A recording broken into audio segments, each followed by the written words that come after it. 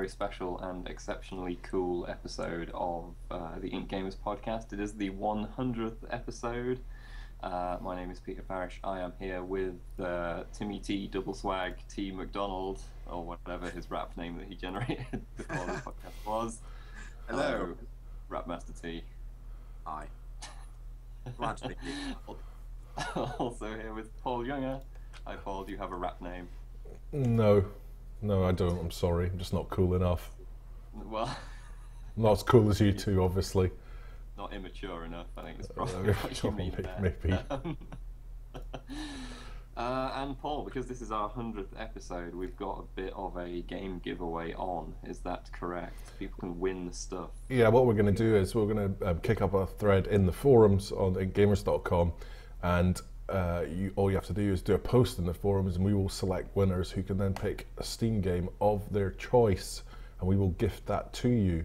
So all you have to do is go to the forums, find the thread, post it in the thread, and then we will select a few winners who will then get to pick what they want from the Steam catalogue. Is that going to be in PC gaming general discussion or one of the other? It'll be in the general discussion forum, yes. Excellent. Well, I'll probably throw up a link to it in the pod blurb when this goes up to help people find that. Yep.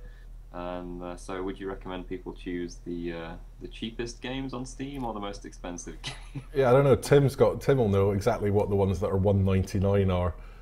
So we'll give a suggested list of games that are $1.99. The twist to this is that you can only win Secret of the Magical Crystals, the magical horse rearing game, beloved by adults and children alike. No, that's not true. You'll be able to choose anything you want. All right. So on this 100th episode, there is some slightly disappointing gaming news in the sense that THQ finally. It's been a long-running financial saga with THQ, but they have finally pretty much succumbed to bankruptcy. They had a sort of asset auction on the 22nd of February. It was basically going on as we recorded the podcast last week. And multiple studios and intellectual properties were divided up amongst various publishers who were there. What did we make of this? Tim, were you happy with not happy about THQ closing, but given the circumstances, were you satisfied with where things ended up? With some of them, I don't think many of them were a particularly big surprise. Sega bought Relic, which was kind of it's very, very hard to take me seriously when I'm dressed like this, isn't it? No more than usual. Yes, no more than usual too. Sega bought Relic, which was probably the best possible outcome for that one, if only because Sega already have the Total War franchise and so on, so they do all right in terms of PC strategy games. They seem to know what they're doing in that department. Crytek bought Homefront, which aren't they working on a sequel to that anyway? That's not much of a surprise. It's sad to see THQ fall apart, but I don't think there aren't too many of the actual sales of properties and studios that I'm too disappointed about. It was a shame to see that nobody picked up Darksiders. And I'm also a little bit wary of the fact that Koch Media. I think it is actually genuinely Koch Media. I think you're right. I'm a bit wary of the fact that they picked up Volition and Saints Row. I'm kind of hoping that Saints Row will remain firmly within Volition, because that's one that would be very, very easy to do wrong and actually make genuinely offensive and insulting. Because Saints Row kind of treads a very fine line, but it does it well. But no, for the most part, I'm happy with the majority of them. It's just a real shame, particularly considering that THQ had a pretty strong slate this year. Indeed, Paul. How about you? What did you take away from the THQ auction? Pretty much the same as what Tim said, really. Nothing that exciting from it. But just good to see that people have got homes to go to now. Well, some people have, but I understand they're going to individually auction off some of the sort of the individual IPs. That's still to come. Obviously, people were concerned about things like I can't even remember. It's evaded me completely. Homeworld. Homeworld, that was what I was thinking of. Yeah, so that's going to be really interesting to see what happens with that. I'd love to see another Homeworld title. That'd be awesome. On that note, actually, did you see the not Kickstarter, but on Indiegogo, the Save Homeworld campaign, where it's a team that are looking to buy the rights for Homeworld, donate money to them, and they're essentially going to buy the rights, put it up free on GOG, port it to iPad of all things, and they've actually got plans for Homeworld 3 if they can get the rights as well. Did you see that? I was. Oh, me or Paul? Whoever. I saw that, but it didn't really make a lot of sense, especially considering everything's up in the air at the moment with regards to these individual IPs. So probably wouldn't touch it with a barge pole, to be honest. Well, I wasn't sure if, I kind of needed more information about this group. They'd sort of vaguely said they'd consulted with lawyers and stuff, and that but were they going to be able to have access to this later auction of other IPs? I mean, I just kind of needed more info. I wasn't confident in the pitch. If the idea behind it is fine. I just wasn't necessarily confident that their ambition matched their abilities, I suppose. The other thing was related to this. In the original auction, Vigil Games, who most famous for Darksiders, weren't actually picked up in the original auction, which was kind of a surprise, actually. Perhaps people thought other people were going to bid on them, and then ultimately nobody did. I'm not sure, but Crytek have hired some of the people from Vigil and set up a Crytek Austin office, which I think is their first US-based office. So that should be interesting to see what pops out of that. Tim, go ahead. The one thing I did note from that is that the majority of the studios that were actually sold in this particular auction were studios that had something upcoming. Like Relic were purchased, and Company of Heroes 2 isn't that far away. Saints Row 4 we know is in the works, and Metro Last Light is supposedly nearly finished. Crytek are already working on Homefront 2, so it makes sense for them to pick up the license. South Park is nearly out, and Ubisoft bought that. So, most of the studios that actually sold were the studios that have a game which is kind of due out fairly soon. The exception, I suppose, was Turtle Rock's unannounced project Evolve, which, if I remember rightly, was the one that blew quite a lot of people away in terms of sort of behind closed doors meetings, from what little I've heard from the industry. I don't know whether Vigil were working on much that was kind of near to completion or past early prototyping, which might have had an impact on that. They were said to be working on one called, I think, Creeper, which some of the THQ execs were, after Vigil weren't picked up, made some quite encouraging noises about. But then I suppose they may, of course, be trying to help the sale by saying, "Oh, they're working on this amazing game." But so they were working on something, but I don't know. I think that was pretty early. Obviously, they've just finished Darksiders 2. And yeah, the Darksiders IP is one of those ones that has not yet been sold. So we'll see what happens with that. I mean, it would be strange, I think, for someone to pick it up, given that you wouldn't have the original studio from the first two games working on it. So I'm not sure what will happen with that. In other studio news today, we've learned that Junction Point, Warren Spector, the studio formed by Warren Spector back in 2004, has been closed by Disney Interactive after, I assume they weren't terribly impressed with how Epic Mickey 2 did. I can only assume. I guess this is interesting for two reasons. One, the PC version of that game was already delayed to January. Whether we'll see it now is in question. I have tried to ask Disney about that. They haven't got back to me, so who knows. And the other thing, of course, is what Warren Spector will do now, because he's famous in PC circles, of course, for Deus Ex. I don't know if he's interested in making that kind of game ever again, but it could be interesting to see where he goes.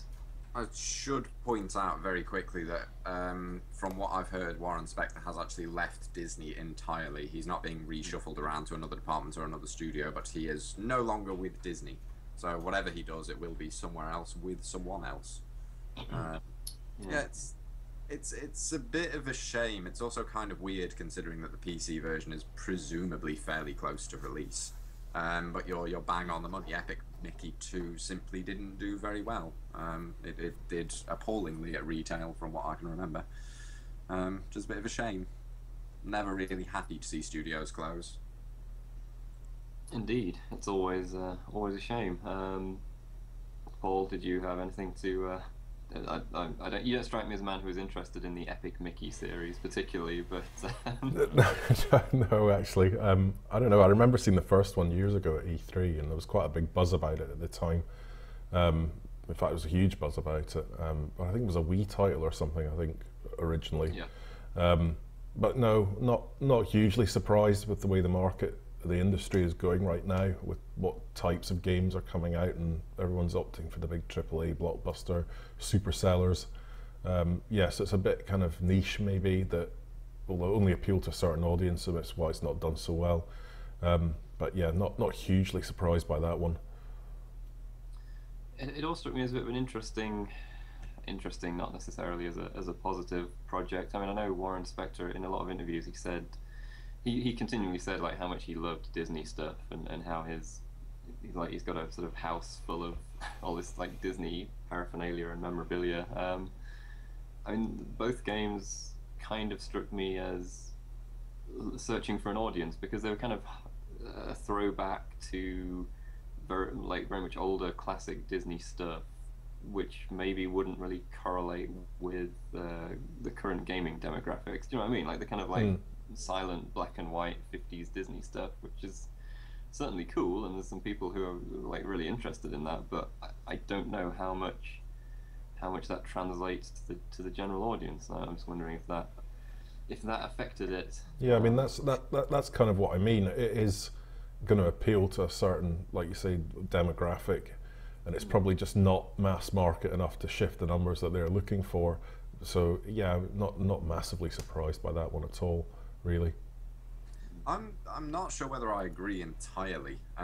Tim, you have to be difficult, don't you? Just agree. Yeah, it'd be quite nice to actually, have a discussion with a dissenting opinion rather than all three of us saying, "Yeah, you're right. Let's move on." I think that there is a market there, but I think the problem is the quality of the game simply wasn't there. It's not the sort of thing. It's not a strong enough brand with most gamers that people would be willing to pick up an average title just to play a game with Mickey Mouse in it.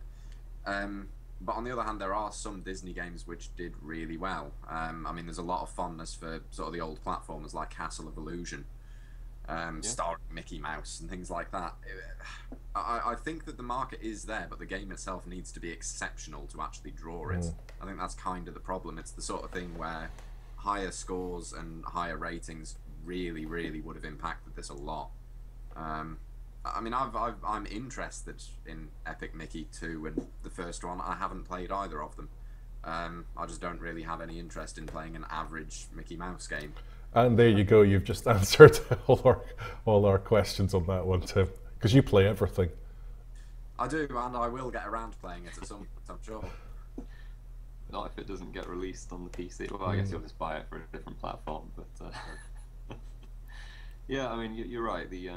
Some of the classic platformers, like I remember Aladdin on the Amiga was very well received. Some of their film tie-in ones were actually okay, or even good. I think some of the DuckTales games were pretty good as well, going back a while there. Quackshot.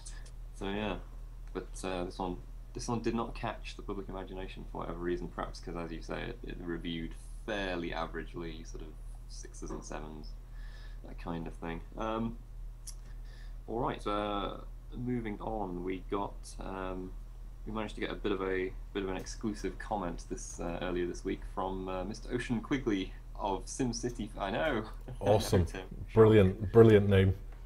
Ocean Quigley. He is part of the world super group of game developers.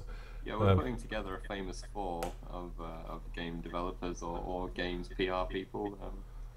Ocean Quigley is the Aquaman of the group, which is slightly unfair because Aquaman's a bit rubbish. I feel like he deserves better than that. Who's the one term?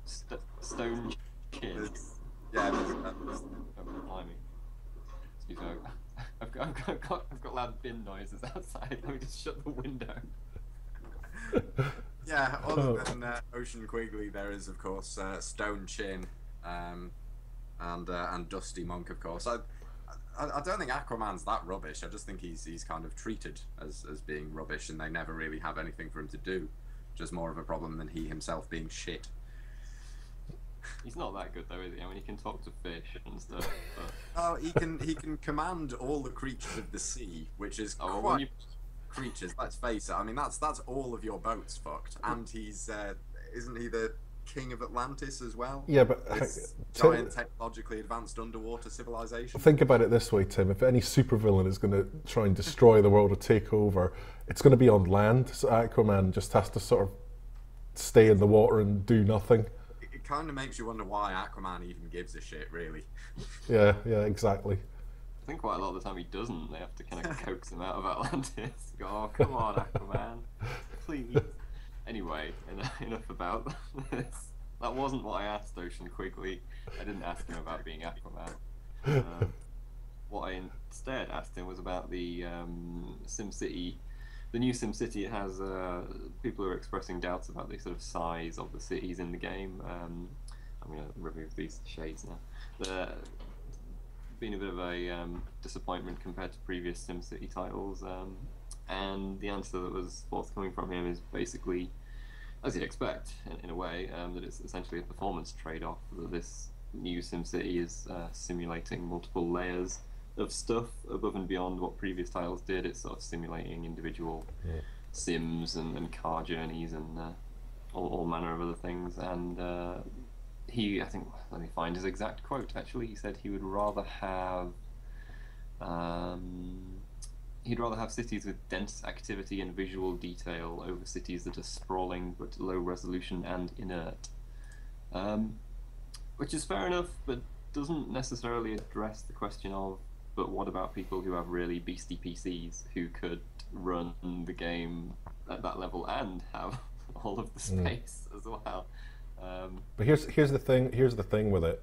The issue is, it is to do with the power of your rig, but it also has a lot to do with the multiplayer. If you think about it, this game really, I mean, I'll talk about it a little bit later on, but it is geared towards the multiplayer aspect. That's really the new thing in the game. Now, if you have somebody who has a much bigger city than somebody else, then stuff like resources and where you're actually buying resources from other cities to bring into yours or selling resources to other cities, you will obviously have a much bigger advantage over other players. So I think that is one of the main factors that's been deciding in what they do with the actual city size. So I can understand why they've kind of limited it to this smaller size. Yeah, certainly. I think that generates a whole new question though, which is, could there not be a single player mode with a larger area to mess around in? No. And on the multiplayer have the size limitations, because as you say, it needs to be even. Yeah, I can sort of see that, but I think, like I say, I think this game, to be different, has had to be designed around the multiplayer. And I think as a single player game, it would look pretty, it would look nice, but fundamentally the game mechanics are what you'd expect from a SimCity title and doesn't bring anything massively new to the table. So yeah, I think it's probably what they've done is the right decision, actually, to make this game stand out. My cat agrees with you. Brilliant. Oh, great timing, Samson. Well, let's. Well, you've played. I don't know if this is going to be edited out or just left in. Probably just left in. You've actually played it a bit, Paul. You managed to get some time with the beta. I say some time. It was quite limited. I understand. So I tell you what, we may as well just go into the games that we've been playing. And so yeah, how How did you find SimCity with the hour or so that you had? Okay, first of all, hours not long enough. That was ridiculous. Second of all, the DRM stuff was just causing nightmare. Most people couldn't get on at all, which I know this has probably been purely put out as a stress test, nothing more than that. But yeah, it was really frustrating. I mean, I'm not talking like, ooh, I couldn't get on for 10 minutes. It's like I couldn't get on for half a day. So yeah, that's problematic. Fundamentally though, as I was saying there a minute ago, having played quite a few of the SimCity titles over the years, essentially it is SimCity with more detail. Not much more. I mean, everything else kind of works the same as you'd expect. If you have played another SimCity previously, you'll be able to jump into this pretty quickly. The detail is fantastic. I will say that it's really enjoyable, and it is highly addictive just to watch your little guys, run around and, pick somebody out on the street, and he'll go, "I'm walking to the shop." I think one of the factories that we created was a combined baby food factory and it was something ridiculous like paint stripper. I mean, it was, you click on it and it's like, paint stripper and baby food manufacturer. So there's a lot of fun things in it if you actually go down and look at all the things that are sprouting up around your city. There are some issues with the landscape as far as putting down roads and things like that, where because of the angle that you may be looking at it from, where you can't really see the terrain leveling quite as well as you maybe think you could. So the roads don't necessarily always join you, and you kind of go, it should join up with another one. But that's probably just me being inept. But there are things like, I don't know if you remember some previous SimCities where you'd have to individually put down water pipes to make sure that your water was supplied around the city, electricity and so on. That's kind of been done away with now, and I wouldn't say dumbed down, but just made it more convenient. In other words, when you put a road down, your roads also work as your conduit for sewage, water, electricity. So your road effectively covers all that route. Covers all those utilities. Yeah, it was a bit of a pain. I always remember in one of the old ones where you had to take the overlay map down and look at the pipes, and you'd see the pipes sort of filling up, and it was a bit of a pain in the arse, to be honest. In SimCity 2000, it was just fiddly, and it really had no reason to be there. It was there for the sake of being a pain in the arse. That's right. So that's kind of been done away with. Let's say, like, there was a tutorial that came with it that kind of took you through it with protesters at the time. They tell you what to go and do because they're, annoyed with sewage and all that kind of stuff. So there was that part of it, and then you kind of got into play free for an hour, and really, an hour just didn't even get you any close to what you wanted to do with it. And obviously, half the stuff was disabled. A lot of the buildings were disabled. And when it shot you over to another city, which is a casino city, that looked fantastic. You just wanted to crack on and build casinos and whatever, and you couldn't, and so it was really, really annoying. Again, the multiplayer is where this game's going to be at. It is going to decide what you build, where you build it, what resources you're trading between cities, what you're bringing in, what you're bringing out. Although I kind of felt that if I had to get water in from another city, for example, I'd kind of want to be self-sufficient. I'd strive to be self-sufficient. I wouldn't want to try and spend money on something, because some of the buildings are actually quite expensive, and if you spend too quickly early on, you really can get in trouble pretty quickly, because then they're all screaming for stuff like hospitals and things like that, and then all of a sudden you haven't got any money and your town's going to crap. So yeah, with the size that you have of the zone that you have, it's going to be quite hard to manage what resources you can actually provide yourself. So you're going to have to bring stuff in, which is why the multiplayer is kind of really important in this. Can you bring in, I think I've heard or read that you can actually have multiple kind of squares, so you're kind of trading with yourself in a way. I've heard that you can kind of set up the little neighborhood blocks, the neighboring cities, just yourself. So as well as trading with some other players, you've got, like, I don't know, 5 or 6 on the go. Yeah, as well. that I'm not sure about actually, to be honest.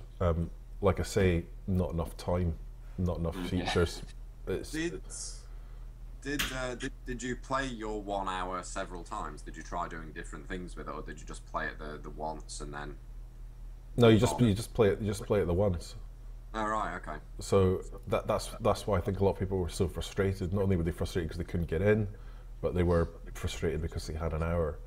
And the DRM thing, I don't know if it's going to be a problem. I shouldn't say DRM because I suppose it is DRM, but I don't know if that is going to be a problem or not. We saw what happened with Diablo 3, what a nightmare. And I just hope that this doesn't happen with this, because there's going to be a hell of a lot of people that are annoyed, especially people that spend 70 quid or whatever it is for the deluxe edition.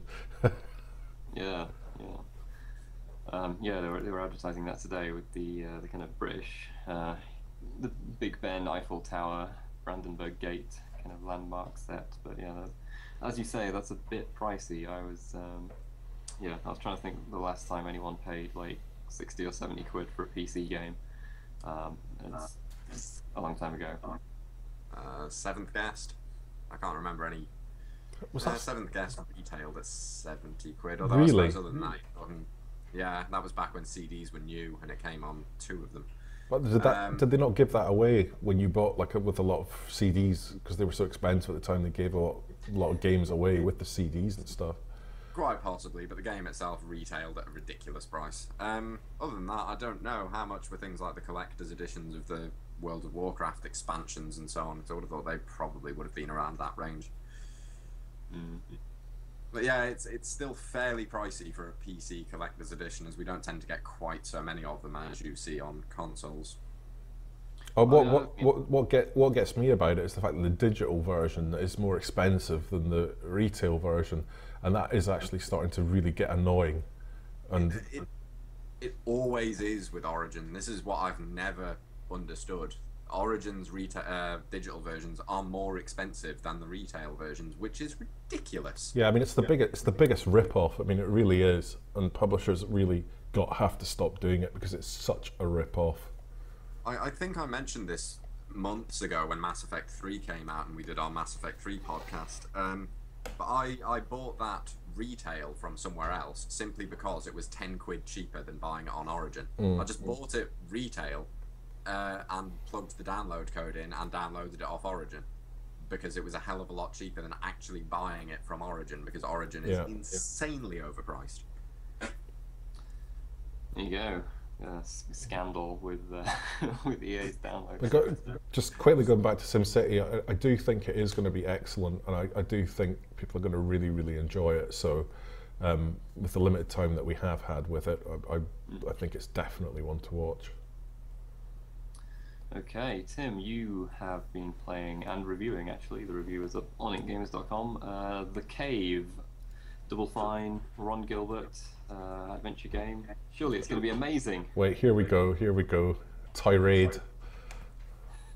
I don't like it that much. And it feels, I feel slightly dirty saying that. I really do. I'm slightly disappointed in myself because I wanted to like it so much. And that disappointment has possibly caused me to like it even less. It's a game where you pick 3 characters out of 7 and you descend into a cave where they can find what they most desire at a dark price. You swap control between the 3 of them. You control them in a sort of platforming way. You directly move them through the environment, and you solve puzzles and moral stories and things like that. And it just doesn't quite work. None of the elements are particularly good. The platforming is clunky, the exploration isn't really much fun because the areas are gargantuan and open, and there's a ton of backtracking. It also kind of doesn't help that a lot of the actual puzzles in the game are really, really obvious, to the extent that the one that I mentioned in the review is there's a cave-in, you have some dynamite, and there's a lit torch next to the cave-in. What do you do? But there's other ones later. There's ones where you're picking up sort of T-shaped pipes and L-shaped pipes, and you're having to find the missing gaps in the links, and it is actually L-shaped gap and T-shaped gap. it's not thought-provoking or puzzling, really. So it doesn't fall into the sort of combined roller skate with picture frame. No, there are one or two puzzles. There are some really good puzzles in there. There just aren't very many of them, and far too many are just simple logic puzzles, busy work, or pushing blocks around, which are sort of the three puzzles that I hate to see. That said, I do think it's kind of got the usual Double Fine spark to some extent, because I was speaking to someone else, a friend of mine who also played the game, who agrees with every criticism I've made but loves the game regardless, which I think is fairly typical of Double Fine anyway. If you look back at something like Costume Quest, which is a game I would actively recommend, I think that's pretty good, despite the fact that I haven't finished it, and I think that the combat system isn't nearly in depth enough to work over the however many hours it takes to finish. That's kind of another one where I'd say that one of the primary gameplay mechanics doesn't really work that well, but it's a good game and it's worth playing anyway. So, I review scores and opinions from consumers have been really across the board on this one, and I'm not entirely surprised. Yes, I very much enjoyed Costume Quest. Kind of going along with your theory, Tim, I enjoyed it kind of in spite of the combat, which did get a little kind of automated towards the end. I was pretty easily able to dispatch anything that I came across, but it was the characters and the writing kept me going basically, and occasionally finding a new costume which would give you a new character to fight with in battle, which is always good for a laugh as well. That is something that kind of comes across here. I mean, the game is really well written. The cave itself kind of talks to you and narrates things as it goes on, and it's rarely laugh out loud funny, but it does normally provoke a smile, and it kind of creates an atmosphere of dark humor, which works really well. But it is a little bit sparse, and the characters themselves don't have too much personality. All you learn about the Seven are in their individual areas throughout the game, which are usually fairly short, and little cave paintings which bring up sort of, I don't want to say concept art, but a piece of art, which kind of builds up to their current predicament, and then when you finish the game you get another two pieces which narrate what happened to them afterwards. And that's the thing, it kind of feels a little bit sparse in terms of that. It's hard to actually really get attached to any of the characters, because you don't know that much about them. They never speak. And, after seeing through this moral tale, your reward is 2 pictures detailing what happened afterwards. With some, it works fairly well. With others, it works less well, which I suppose is the problem you have when you have 7 characters and you're trying to kind of start and finish a story for each of them within the space of 3 hours. I like the design ideas behind it. I just don't think the execution actually works that well, and it's a bit disappointing. I mean, I gave it a 5 in the end, which isn't a bad score, and I don't think it's a bad game. I should point out that a 5 on our site is not necessarily the same as a 5 on most other sites. I would kind of grudgingly recommend it if you like Double Fine games, because chances are you'll find something to enjoy in there, but it's not a really good game in any shape of the word. It's kind of good in spite of itself, which is disappointing, really. I'm quite sad about that. Yeah. Do you think it could have benefited from having more unique areas for sort of like each? Because you have to repeat a lot of common areas with each kind of playthrough with the characters. Do you think? I know it's sort of taken a lot more work, obviously. Do you think it could have benefited with sort of unique areas for everyone, I guess? You mean unique common areas as well, depending on kind of the 3 characters you've picked? I suppose so, although that would be very difficult to, because you'd have about several hundred combinations there, probably. It would have been nice to see more varied common areas, because, I mean, to see all of the areas, you need to finish the game 3 times. And to see all of the endings, you need to finish the game 5 times, and those last 2 attempts are pure repetition right the way through. Assuming my maths is right, anyway. And yeah, it gets to the point where the common areas, once you've done them the first time, they are just something that's there to impede your swift progress to the stuff you actually want to do. It might not matter so much if there wasn't so much backtracking and busy work in the game already. I mean, again, the example I gave in the review is the dynamite puzzle again. You get the dynamite at the bottom of a chasm, and getting the dynamite itself is actually a fairly clever puzzle. It's not too difficult to work out, but it's still one of those kind of light bulb moments. But you have to do this 3 times because there are 3 cave-ins. It's not just one cave-in and that gives you access to all the areas where you need to do the rest of the stuff to get through, but there are 3 cave-ins. So you have to solve the puzzle 3 times and keep going down into the chasm and back up the chasm again and again. And as the characters don't usually automatically follow you, it's kind of a pain. There's just a ton of backtracking. And as I said, the areas themselves are really big and really empty, which means that the exploration isn't much fun either. It's kind of wandering around, looking for the puzzles and the items, and then backtracking to find the items for the required puzzles. It's just not a great deal of fun in itself. I'm sure there are many people who will disagree with me on this, as always. As I say, most people seem to agree with the criticisms that I've made, but not everyone thinks that they matter all that much, which is fair enough. It is indeed fair enough. I've been playing something that I can't actually talk about in too much detail because it is still embargoed, which is Omerta City of Gangsters, made by the same team.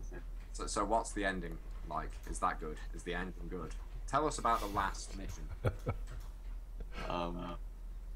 It involves a lot of bootlegging and prohibition and alcohol sales and stuff. No, it's the new one from the developers who brought us Tropico 3 and 4, and you can definitely see similarities between those games and this. One thing I think I can say about it, because they've released a demo, which I believe was the first 2 levels, is that that was kind of a terrible demo to release because the game gets a lot more expansive after those levels. I mean, in fact, it takes you until around halfway through the game until you can actually be building all of the different types of buildings and properties and stuff. It's kind of a mixture of a strategy. You have a kind of strategy map where you have an area of Atlantic City, and in that area you are kind of setting up your speakeasies, trying to run rival distilleries out of business, and then gradually as you expand you can build more impressive buildings. Eventually you can sort of run nightclubs and casinos and stuff like that. And the other aspect of the game is it has a kind of turn-based semi-XCOM style turn-based combat engine aspect where you might be defending your club or raiding some fellow gangsters, or in a few excellent scenes shooting up the KKK, which is always enjoyable to be fighting them. And yeah, I'm not going to talk too much about how that compares or how solid or great that is, but it's there, and my review will be up this week. I think Thursday is when the embargo lifts, so you'll get to read that on the site for more about Omerta. Tim, were you going to say something about the KKK there? I hope you weren't going to reveal a dark secret. No, I was just going to say the KKK are kind of like the Nazis in that they are one of the few acceptable video game villains. Although, well, we don't really see the KKK so much, do we, in terms of being villains in computer games? It's always the Nazis. Really? I won't ask you for any examples of ones that are not acceptable, Tim. Yeah, it's quite good actually, because even though in previous missions you've been kind of busting people out of jail and gunning down cops and stuff, when it comes to shooting the KKK, suddenly you're the good guys no matter what. It really doesn't matter. So it's quite period appropriate too, so it's good to see them make an appearance in that respect at least. So what else? So yeah, that's coming up on the site this week. I think I can reveal that we have an interview with Digital Extremes about Warframe that should be up by the time this podcast goes out, it's kind of dependent on when they release an update for the game, but I'm pretty confident that'll be up. So you can read the chat that I had with Steve Sinclair, who was the creative director of Warframe. Yeah, the Omerta Gangsters review will be up. This podcast will be up. And I'm not going to fall into the trap that I've fallen into with previous weeks, where I start trying to wrap up the podcast. I'm just gonna let Paul jump in with whatever it is that he is inevitably wanting to jump in with. Nothing. No, just the usual reminder for everyone to check Facebook, check Twitter. All the details on the site, all the buttons and links are there, and also we are going to be putting out live streams shortly of us playing, and probably actually moving the podcast into a live slot each week too, so you can join in. That's all in the pipeline, and we're just working out some bits and pieces, technical bits and pieces of that at the moment. So keep an eye on the site for that. We'll put something up when we're ready to go. Yes, we did have plans to do the 100th episode live stream, didn't we? But that hasn't. We're doing a game giveaway instead. Yeah, so don't forget to check the forum for that. So if you want to win yourself a Steam game of your choice. Yeah, I think Tim's got something quite interesting lined up, haven't you, with Dota? So that should be quite interesting. There's some interesting stuff in the works at the moment. We'll see how that goes. Intriguing. So yeah, look forward to that in the forthcoming days and weeks on the site. And as always, we'll be back with the podcast next week on Wednesday as usual. Until then, we'll bid you farewell. Goodbye and happy 100. Happy 100. Yes. Bye. Bye.